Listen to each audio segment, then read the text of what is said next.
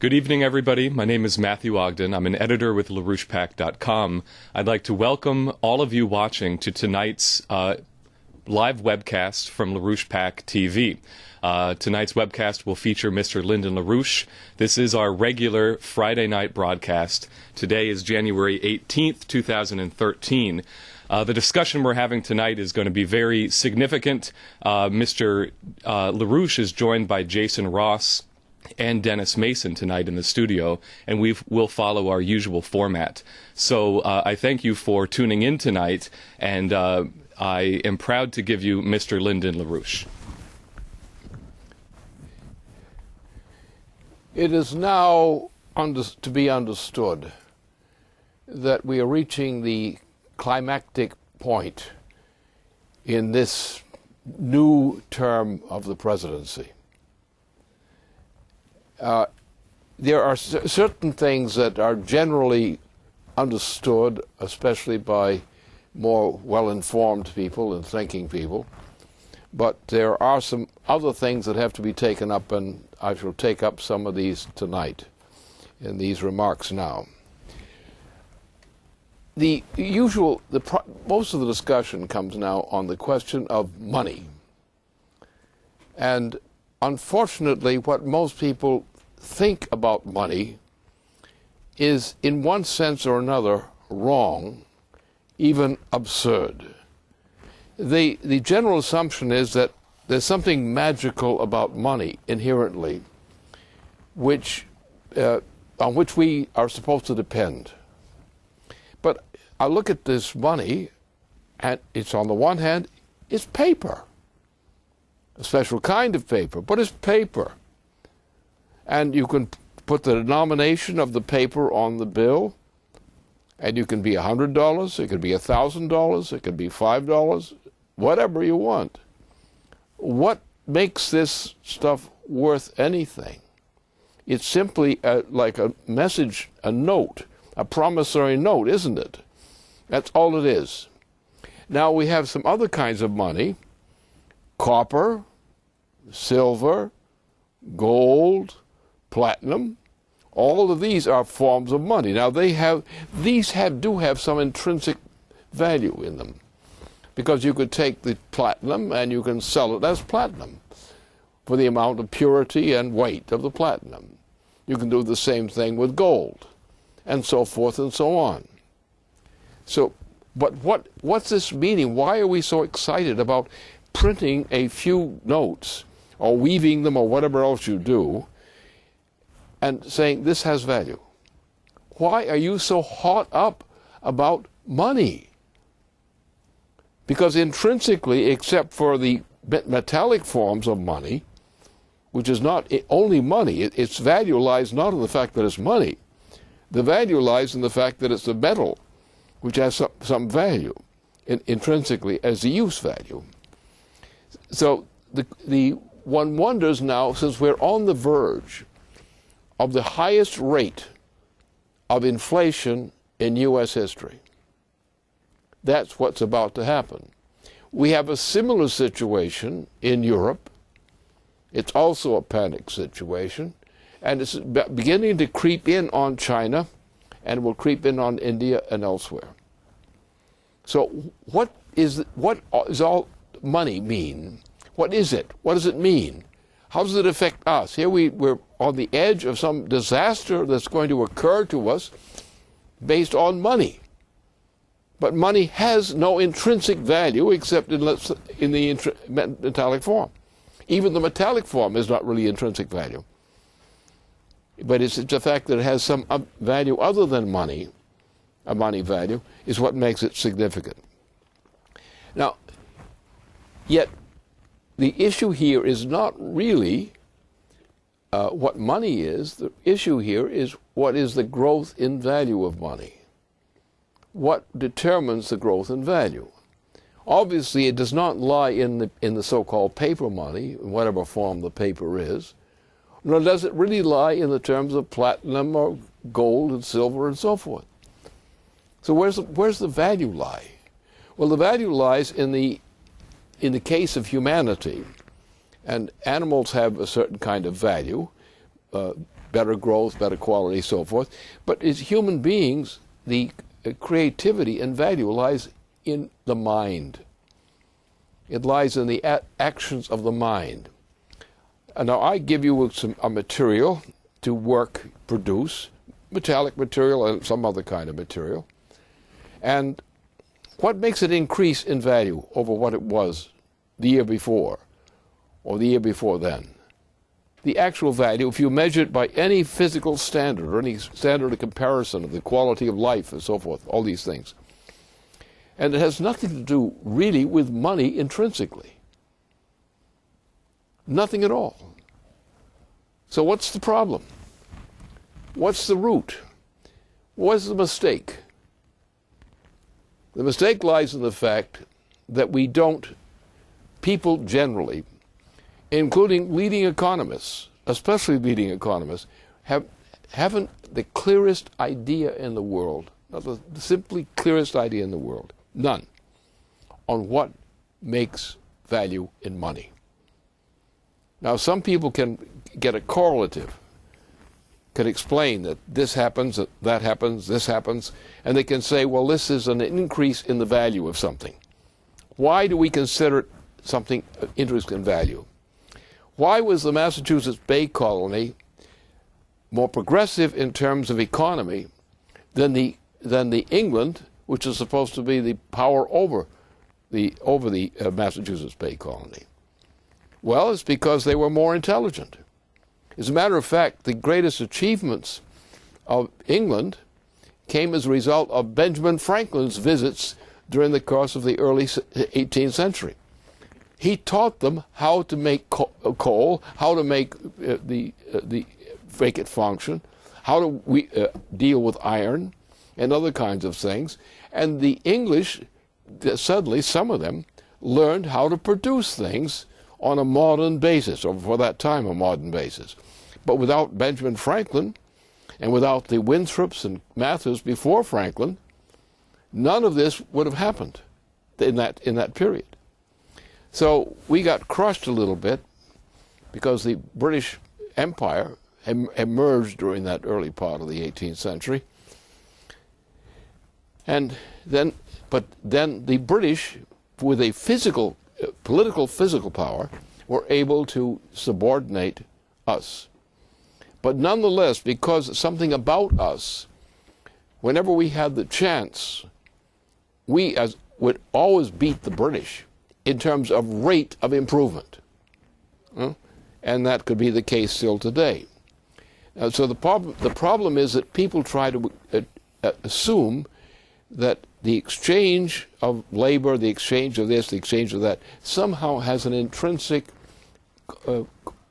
value as a cause of improvement of the physical conditions of life and intellectual conditions of life of humanity. So the idea, when people are talking about monetary policy as such has no intrinsic value.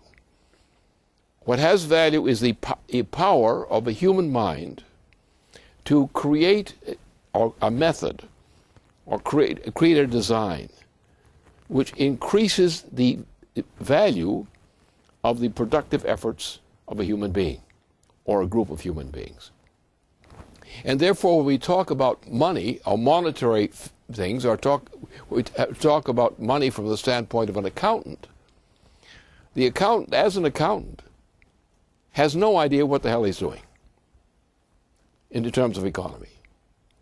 He may be a smart accountant, but it's not as an accountant that he's actually increasing the value of his product. And so we've got to realize now that our problem is that the greenies are not the only problem we have, but they typify the problem. The existence of the human race, the existence of all living species, depends in some way or another, depends upon the increase of the productivity or the equivalent of productivity of that species' behavior. It's not a matter of money. An accountant can't give you an increase in productivity. You can't do it by accounting practice. The accountant can contemplate what was done by some other means, but they can't do it by accounting methods, by sitting there with numbers and figures and playing with them. It doesn't do anything.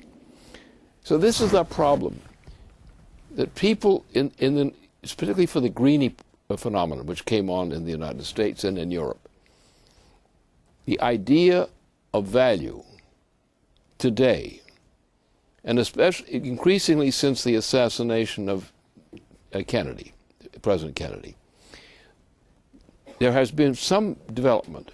For example, the space program, other technological improvements, but it was not the money side of the thing that made the growth where it occurred. What made it was something else. The creative powers tantamount to scientific creativity. That is what produces wealth. Now, what did we do in the aftermath of several things, like what happened after this war in Indochina? We have, except for certain scientific programs, in general, we in the United States have lost our productivity factor. We are worth less today than our ancestors were a couple of generations back. And so when we talk about money, we talk about monetary policy, we shouldn't be talking about monetary policy as such. We can talk about monetary policy as a footprint, but not the motion of the foot. The footprint. What you want to know is what made the footprint. You didn't want to take the footprint to bed with you. And so this is our greatest problem now, is that we have lost the connection as a nation, and I speak as a nation. We've lost the connection to reality, to any actual economic reality. We now want more. We would like to have more. We would like to feel more comfortable. We would like to be better fed. But the things we're doing and have been doing since Jack Kennedy was murdered, the trend has been, despite the space program, despite those things which have been progress, the trend overall per capita of the productive powers of labor have been on the downslide. And that's our problem. That is the problem that got us here because of government and similar kinds of policies that brought us here. And also, the effect of that kind of policy made us, in general, more stupid. Most people are not employed in producing anything except spiritual experiences or something. So there is no real understanding. So we've come to this point. Europe and the United States, for example, are now in a period of hyperinflationary explosion. That's what's happening. That's what's happening in the United States. And it's just a matter of a moment, almost any day now. You have an explosion of hyperinflation under Obama. As long as Obama remains president, in effect, we are in hyperinflation, and it's going to carry us down to destruction. Only taking Obama out of the presidency, which can be done by impeachment process, and there's plenty of evidence on which to apply that. Throw this bum out of office, send him someplace where he won't annoy people, and we can have a chance. But we're going to have to change the policy. And so what we have is this problem. We in the United States, through partly of what our small organization is doing, and the factor that we represent in terms of increasing an understanding of how to rebuild this economy and how to correct the errors that are destroying us. We represent that. There are a whole layer of people in the United States who are highly skilled in this matter, who understand what an economy actually does. Their understanding may not be perfect, it may be inadequate, but they are capable of exerting their mental powers to produce that effect. Now, we can do that, and we must do it. And the reason I say what I've just been saying is that we in the United States, must not worry for the moment about whether Europe is going to solve its problem or not. We may be concerned, morally concerned, but we're not going to be hampered by any failures of Europe to do what it should do in the same way we should do it. We do not believe, and the evidence is, there is no way in which all of the nations of Western and Central Europe could have an equal rate of productivity. It's just not possible. So the idea of the euro was an insane conception, because you have nations which have different characteristics of economic progress, real economic progress, and we try to run them together on a single policy, destroy their sovereignty, destroy their identity, and you are destroying their productivity. Each nation is different, and therefore you have to recognize their traditional difference as nations, as sovereign nations, restore their sovereignty, because if they don't have sovereignty, they don't have the power to control their ability to produce. You cannot arbitrarily impose a rate of productivity on them. They're different. They should have the same productivity, but they don't now, because the structure of what had been these nations has very significant differences in their ability to produce. And also the character of what they can produce effectively is not the same among these nations. So we have to recognize their differences. The United States is actually has a superior capability historically for progress, for growth. And therefore what we have to do now, to come to my point here, what we have to do now, we have to, for a moment, forget everything else in terms of making our policy. We are the United States. We are now working in a milieu, our organization is working in a milieu, which is part of our government. The people who compose our government, who are not in the government necessarily, but we all work together. We are determined to work together. So let us look only at what we, the United States, have to do right now. What we have to do with our potential productivity, how to bring it back into functioning. Well, we've lost it now. The greatest danger we have, especially in Europe and in the United States, the greatest danger we have is the greenie policy. If you go to a green policy in terms of economy, in terms of productivity, you will destroy the human species. The green policy is a dive downward in productivity. As long as we have a green policy dominating the United States, as it has increasingly since the middle of the 1960s, we are doomed. We've reached that point largely because of the influence of the green policy on the United States economy. And a similar thing has been going on in Europe. We are degenerating. We are self-doomed unless we change our direction. We have to grasp what the physical principle of productivity is. To go back to high technology approaches in every respect, in every aspect of our technology.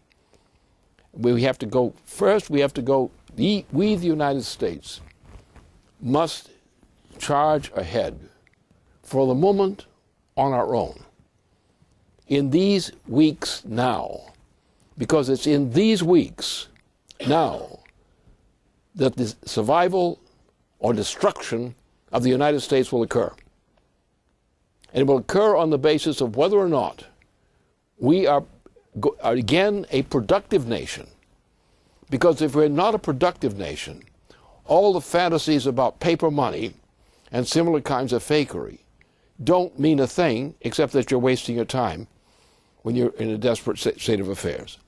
So we in the United States must launch a high technology driven program of progress.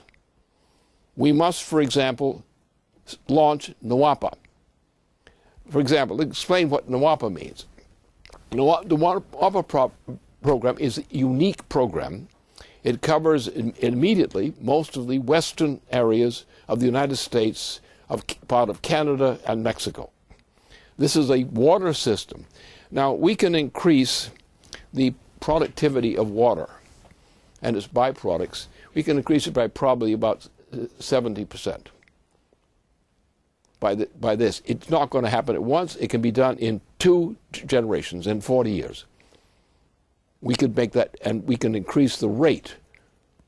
So we can produce more water in terms of effect than we consume, because water circulates through the United States, the total territory, and Canada, going up into Alaska and out of Mexico. So when we use the water, or the water is used, it doesn't go away. Not exactly. What it does, it goes as moisture and becomes new rainfall.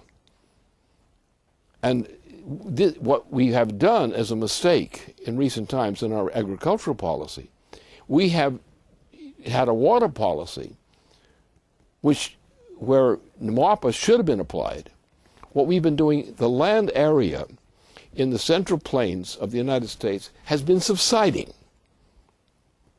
And that's one of the reasons for the problem, the great problem we have. We don't have a high-tech water management system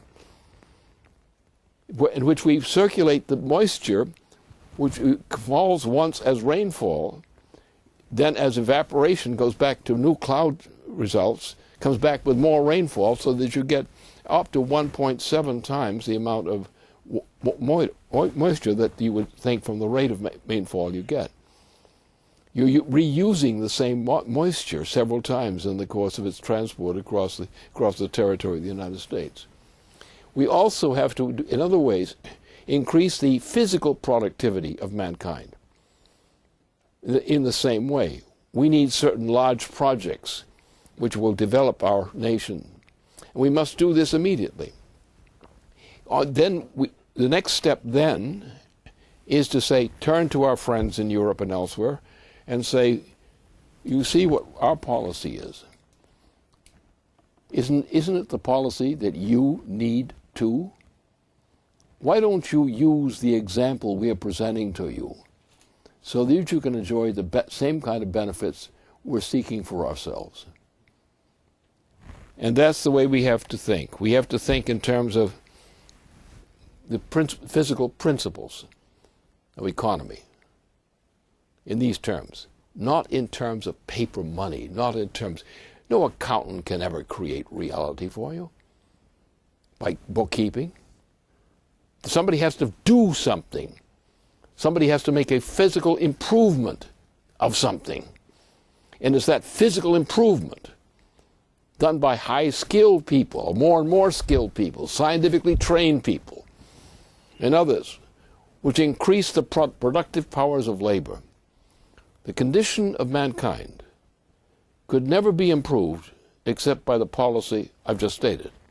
That is the history of mankind in one way or the other.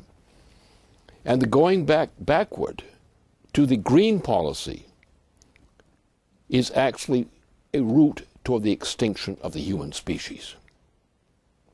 So that's the subject which I want you to keep in our minds for this hour or so.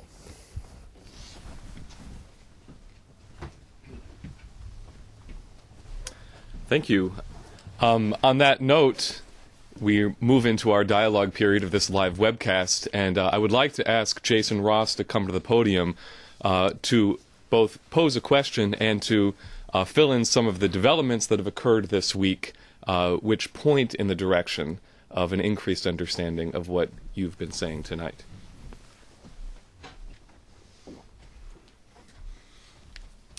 So on the subject of money, because this is being discussed quite a bit, with the fiscal cliff and the debt ceiling pushed back somewhat, and Obama playing hardball, threatening that he might cut Social Security checks, etc., even though Social Security isn't funded out of the general budget of the U.S.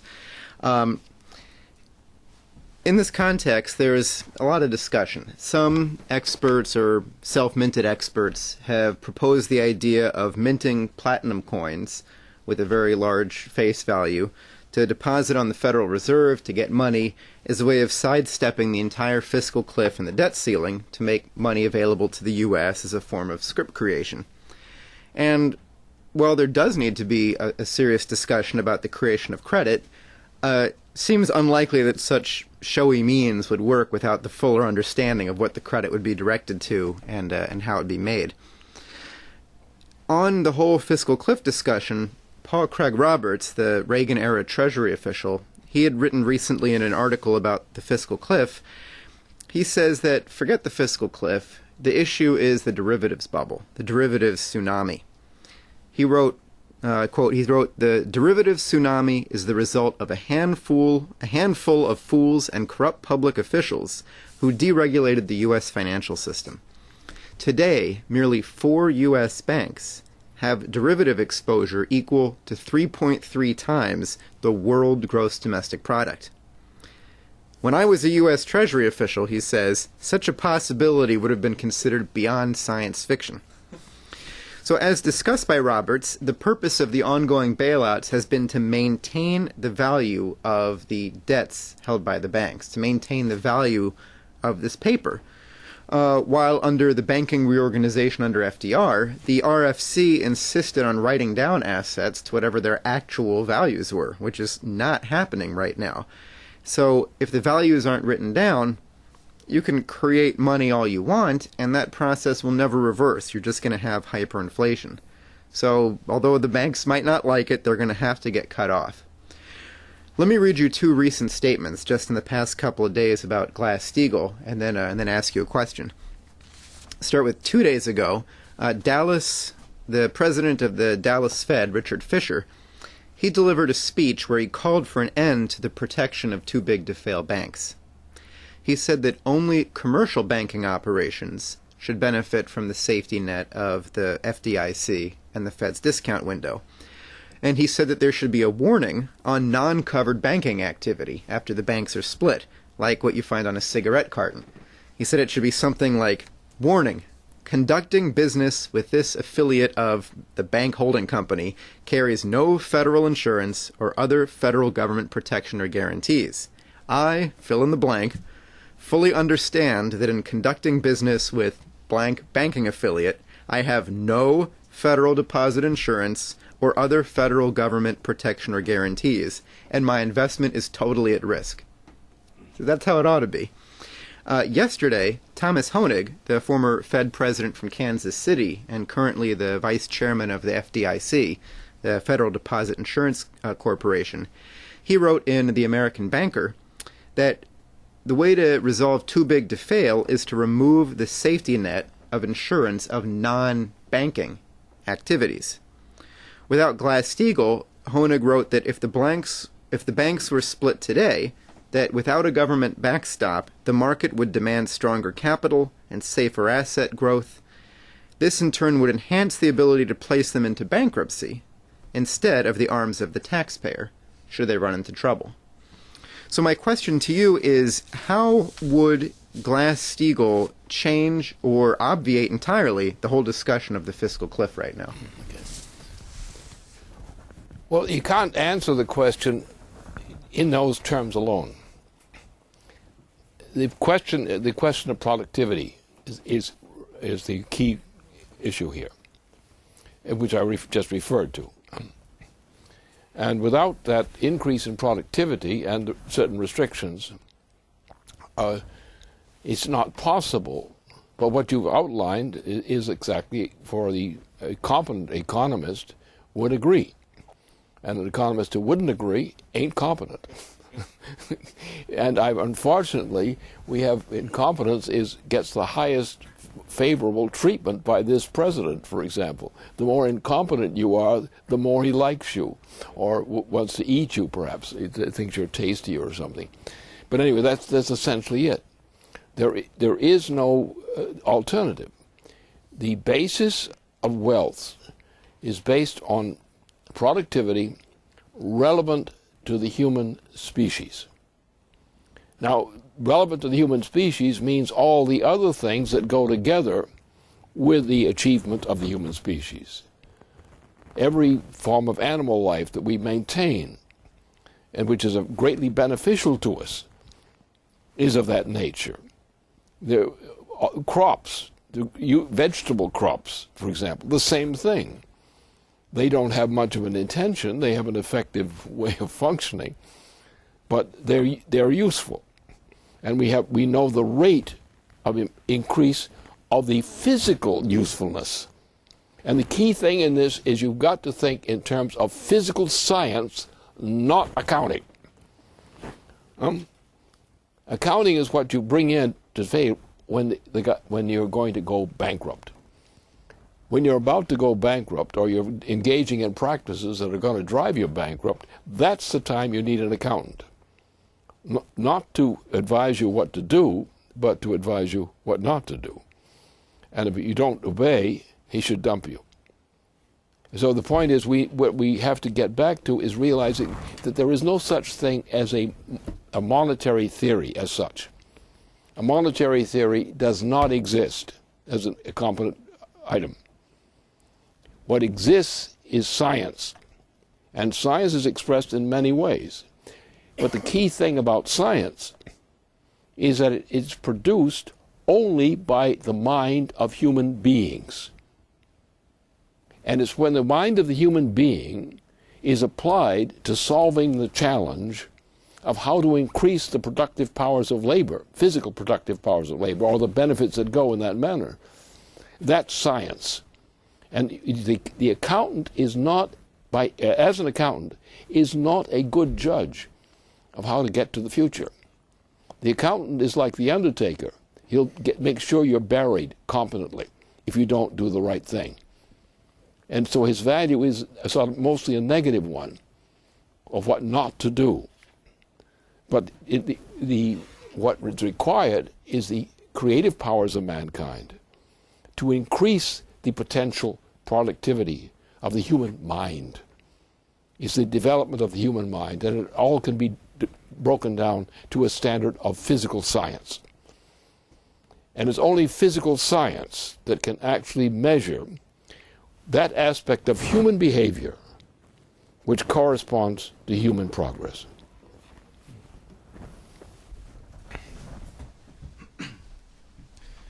Okay. Well, I have a question on what you just brought up during your opening on this question of what you called the principle of productivity. Because you were talking about the productivity of a rainfall, where with a project like NWAPA, you have it recycled essentially in the biosphere. And the rain on its own is an expression of the abiotic, but then when touched and harnessed by man, we increase the productivity of it. So what I want to ask you to do is to kind of expand this relationship between man and the biosphere on this question of the principle of productivity in the context of the NWAPA 21 program, which is biospheric engineering. Fine. Yeah.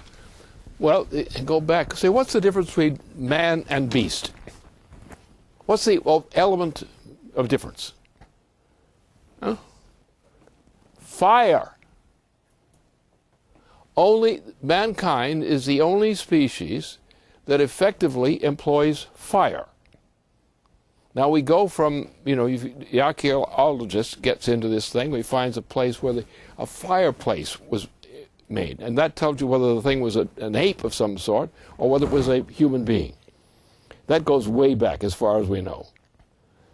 So human beings are always creative. And the standard of creativity is how to control the use of fire. It's not just the use of fire. You can set a forest fire in place. That's not really an achievement. But the point is to increase the productivity of mankind, physical productivity, by means of aid of such as fire. And that's the one thing we have from the archaeologists can determine something about a culture. Only when you've got a fireside culture and some other artifacts which go with that sort of thing. That's how you can dig back into South Africa, deep areas of South Africa, and determine that it was man, not a monkey, not a gorilla, or something like that, that made it. So is this capability of mankind? Now, how do we measure progress? We measure progress in terms of the relative energy flux density of the medium employed as power to change the physical process. I presumably improve it. To burn something down, to build it up. We go from burning trash, bushes, things like that. We go then to chemical sources which increase their energy flux density. And it's the increase of energy flux density which determines the increase of the productivity of the human species, and even determines whether the human species is qualified to survive. Now it goes to one layer. You go up to all the way through the various kinds of things you burn, boil, and so forth. Then you get to nuclear power. Now nuclear power is a natural power. That is, we get it from, say, from uranium, things like that. So that takes us into a new dimension.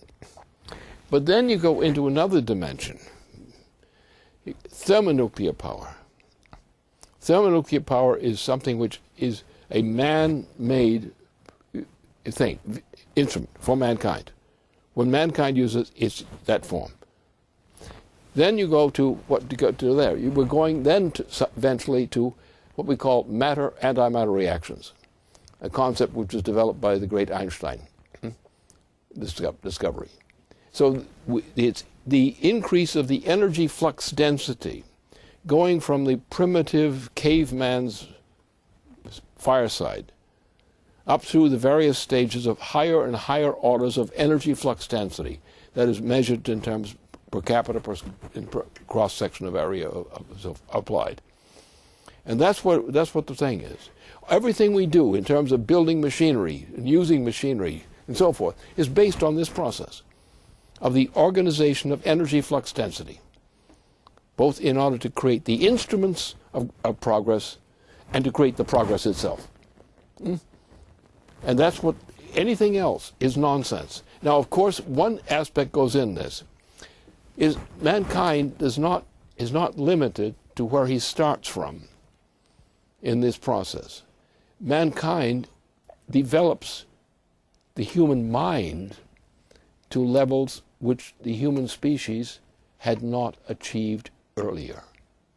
So the most important product of human creativity is the development of higher degrees of human creativity per se.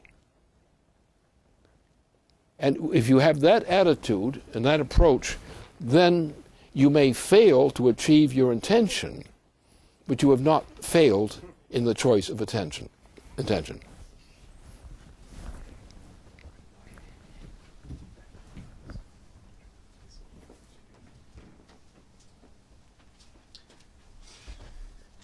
Good. Okay. So I'm going to switch gears a little bit. Have a question about Algeria and Mali. What's really going on there? We've had a hostage situation there with and the Algerians sent in special forces to try and resolve that, and it's not quite clear what the outcome has been, except for the fact that it didn't set well with Cameron nor Obama, that the Algerians themselves intervened in the situation. Now, the hostage situation was a premeditated and planned out attack by a group reportedly around Mokhtar Belmokhtar, which has documented connections with the same Al-Qaeda which carried out 9/11 at Benghazi.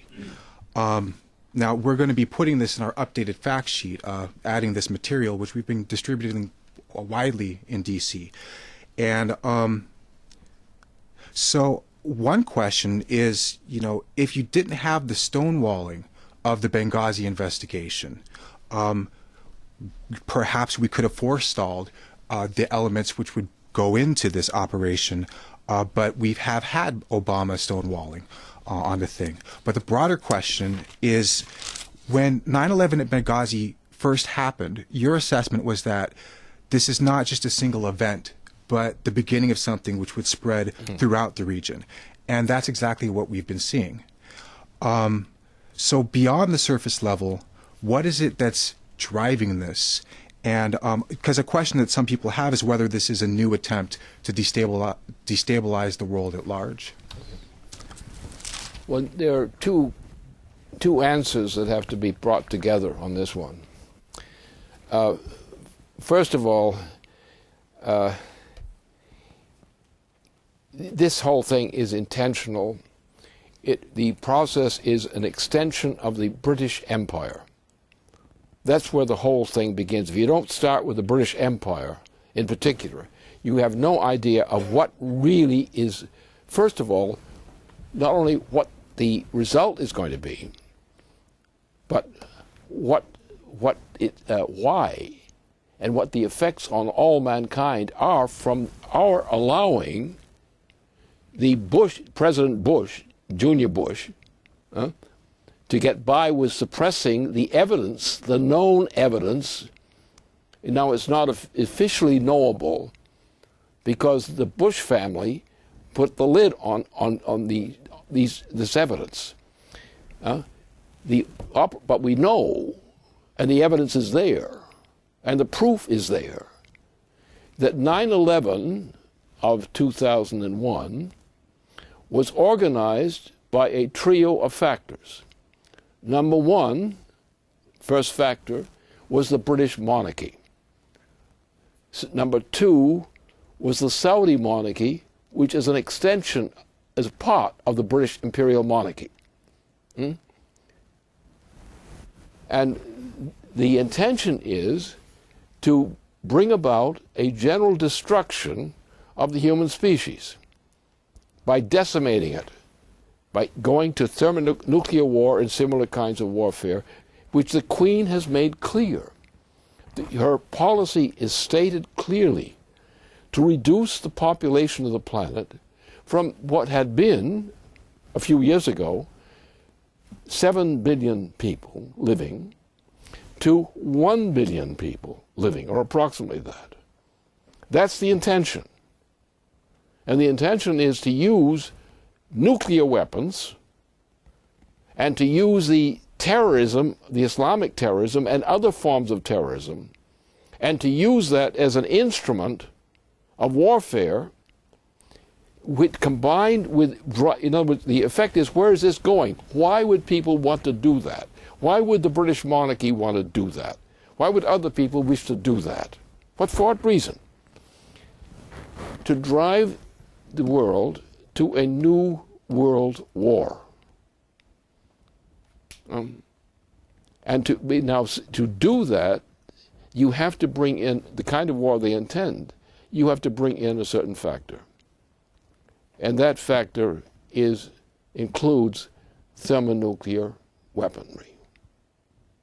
That's the intention. Now you see in Russia, and you see in the Joint Chiefs of Staff under the last presidency, under the current presidency, the intention is heading toward a thermonuclear war in some degree. And what the nightmare is, that if we start this thing, the United States is the only nation which has the capability now to do a thorough job in launching a thermonuclear war. Other nations have this capability in part, but they don't have a part for a global warfare. So therefore, chiefly the U.S. Navy, with its capabilities in thermonuclear weapons, is obviously then being drawn upon as the choice that the President Obama would like to use. So both the Bush administration and the Obama administration put a prohibition on the revelation of the information which was known to the investigation of the original 9/11. And Obama and the Bush family are guilty of one of the greatest crime against humanity which has ever been presented as an actual capability at this time. Now, what you're seeing, therefore, you're seeing an operation of creating chaos. And the main weapon is chaos. And remember, the Saudi kingdom and the British monarchy and the same firm, BAE, that was used for the weaponry, and the use of the oil from Saudi Arabia, which was used to fund this whole operation, which became not only 9/11, but the whole operation that we're seeing now as in Algeria. The personnel, everything is essentially the same pattern. And the problem is that we have a population in which people do not believe that they can forecast the future. They believe that it only happens to them, that there's not a willful factor in this process. There is a willful factor. The creation of this system, this threat of thermonuclear warfare, the way it's being organized now, is based on the assumption of nothing that exists only in the future. And it's the inability of the typical stupid American, and I do say stupid American because you got to use that word stupid, not to recognize that the characteristic of the human species is the ability to create new conditions and to willfully create new conditions, to create conditions that never existed before or never existed in that form before and used before. And the issue is that. The issue is the stupidity of people who don't realize what the meaning is of what the Queen of England has pushed on her part and what her government has done, her empire has done in conjunction with the Saudi empire. And if you look at this process, the core of this thing is all that factor. What you're seeing is the future. And you're telling it to people who don't believe you can know the future. Well, I can know the future, and other people can know the future. Every scientist who creates a discovery has created it out of the future. Every great weapon is a creation out of the future. Every great achievement is out of the future. It's a willful intention to reach a point in the future.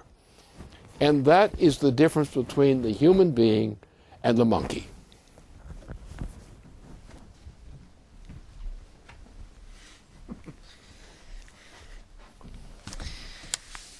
I would like to stick with that theme, but there's just been a number of questions coming in. I want to take up another theme about impeachment, which, has been sort of taken on a new direction recently with what Obama did with his executive orders regarding gun control, where a number of congressmen have come out. Like, there's a discussion in the Congress now about impeachment. It's not like a strange idea anymore. In particular, Steve Stockman has discussed impeachment, pointing out the difference between an executive order about, the executive branch of government versus writing legislation for the entire country. That, if something where the debate is about what are the implications of the Second Amendment, that's not something for the president to just write an executive order about without going to Congress or discussing with the courts, etc. So it's raising that as a serious issue. On another issue, the confirmation of Brennan as Obama's choice to direct the CIA, that's brought up the whole drone issue. Because Brennan is intimately involved with the kill lists, Obama's kill parties. And I just want to read you a quote. This is Senator Wyden sent a letter to Brennan with some of his questions about the way the CIA has been operating, specifically on the use of lethal force against American citizens. Now, here's what he wrote. Part of it, the senator says, "As I have noted before, individual Americans generally do not expect to know every detail about sensitive military and intelligence operations, but voters absolutely have a need and a right to understand the boundaries of what is and is not permitted under the law, so that they can debate what should and should not be legal, and ratify or reject decisions that elected officials make on their behalf." And I believe that every American has the right to know when their government believes it is allowed to kill them. I think that's a commonly held belief. He reminds Brennan that the United States Constitution states that no American may be, quote, deprived of life, liberty, or property without due process of law, which I think does not only involve the executive branch. Just one more quote here about, this is an article in the New York Times by Vicky Deval, sorry if I said your name wrong. She wrote that President Obama has refused to tell Congress or the American people why he believes the Constitution gives or fails to deny him the authority to secretly target and kill Americans who he suspects are involved in terrorist activities overseas. So far, he has killed 3 that we know of. And she goes on. But I'd like to ask you, what do you think this is good news, the discussion about impeachment being brought up more. What could you say about the use of drones and what Obama's doing? Well, first of all, you have to say, take the accusations that are made as a pretext for these executions against American citizens and others, and the principle is there. So the principle is what's the key issue, not how many people were killed in this problem, but what the principle is. And the principle, first of all, the war that Obama has been involved in has been a violation of the Constitution. Everything he's done. First of all, he does not have the power to make law on his own. The Constitution prohibits that. But he's done it. He's done it repeatedly. But you also have 2 presidents who, as presidents, are guilty of this crime. They have committed crimes, murderous crimes. And they've done it on their own authority. So the issue here is the same thing as the Adolf Hitler question.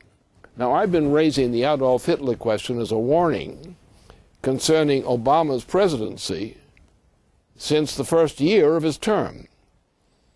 And it came on the same issue that it came for Hitler.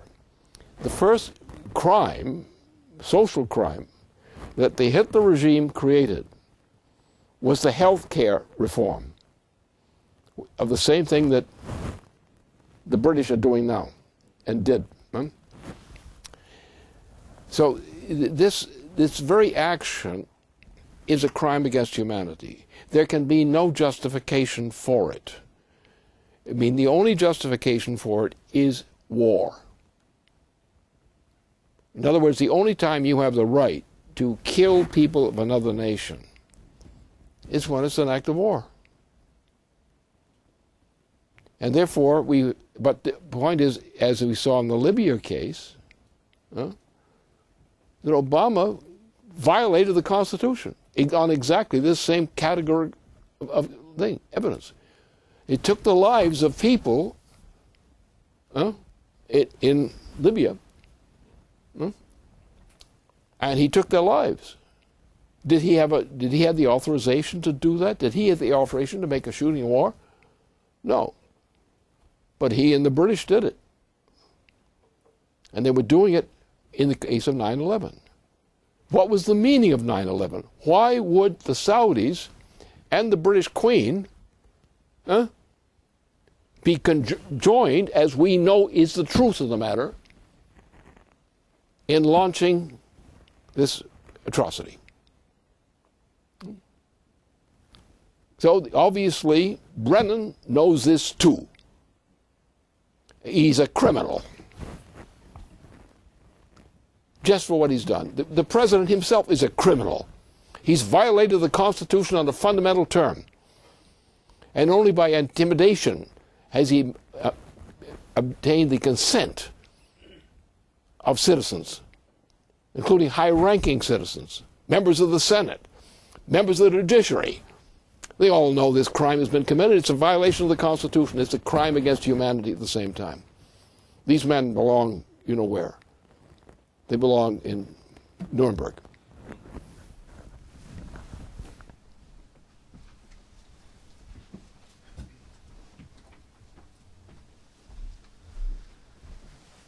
Well, that brings a conclusion to the questions that we have brought in tonight. But I will say that the activity that the LaRouche PAC is engaged in Washington, D.C. in particular and around the country, is focused on precisely the two themes that you addressed tonight: the Hitler nature of the Obama presidency, and also the immediate necessity of the United States taking the lead to roll back the 50-year paradigm since the death of JFK to return to the essential American system economic principles as is contained in the 3 steps of our program, as you have documented it. So what I would say is, in conclusion with tonight's webcast, we have a lot of work to do. I will make the point that there is an increased attention on Glass-Steagall and on the Marcy-Kaptur bill, but also, ironically, the very day following Obama's inauguration, next Monday, Hillary Clinton will be appearing in front of first the Senate Foreign Relations Committee and then the House Foreign Affairs Committee. And the questions are there. We've put them out in our fact sheet. And the question of whether or not the follow-through will take place to make that the beginning of the political end of Obama's regime is yet to be seen. So I thank you all for watching tonight, and I urge you to return to Mr. LaRouche's opening remarks and study them carefully. The principles which he is addressing tonight are essential for our organizing over the coming week. Thank you very much, and that brings a conclusion to tonight's webcast.